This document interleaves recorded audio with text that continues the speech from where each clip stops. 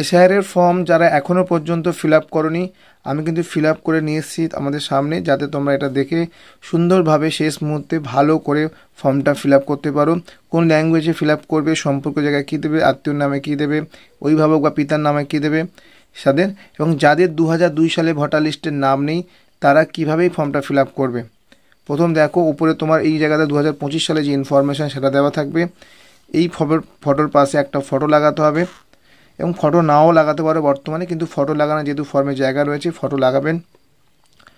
এই উপরে যে অংশটা রয়েছে এটা 2025 সালে ইনফরমেশান দিতে হবে।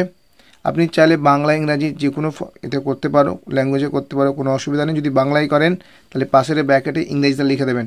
তাহলে এখানে প্রথমে জন্মের তারিখ মাস বছরে অর্ডার লিখতে হবে, তারপর আধার নাম্বার, তারপর মোবাইল নাম্বার দেবেন। পিতার নাম,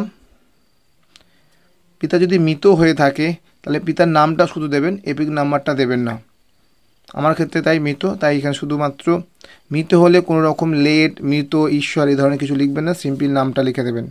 তারপরে মায়ের নাম, মায়ের এপিক নাম্বার, তারপর যদি আপনার স্ত্রী থাকে, বিবাহিত হয়ে থাকে, তাহলে স্ত্রীর নাম্বার এবং স্ত্রীর এপিক নাম্বারটা দেবেন।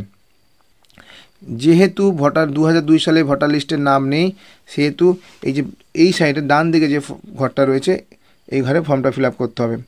এইটা হচ্ছে তোমার 2002 সালে ভোটার লিস্ট অনুযায়ী তোমাকে ফিল আপ করতে হবে।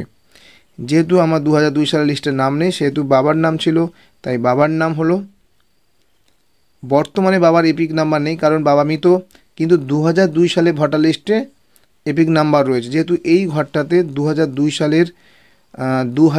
সালে যে তথ্য রয়েছে সেই অনুযায়ী ফিল আপ করতে হবে। আমি এখানে দেখো বাবা এখানে মৃত ছিল বলে আমি এখানে ভোটার নামটা লিখেছি আর এপিক নাম্বার লিখিনি, কিন্তু এখানে লিখেছি কারণ 2002 সালে ভোটার লিস্টে ছিল, তাই নামের সাথে সাথে ভোটার লিস্টের নামটা লিখতে মানে এপিক নাম্বারটা লিখতে হবে।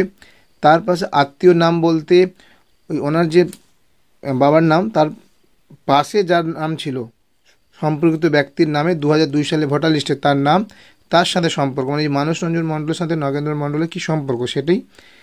তারপর দক্ষিণ 24 পরগনা 2002 সালে যে চালায় থাকতো সেটা, তারপর রাজ্যর নাম, তারপর বিধানসভার নাম, এটা হচ্ছে সেই 2002 সালে যেটা ছিল সেটাই।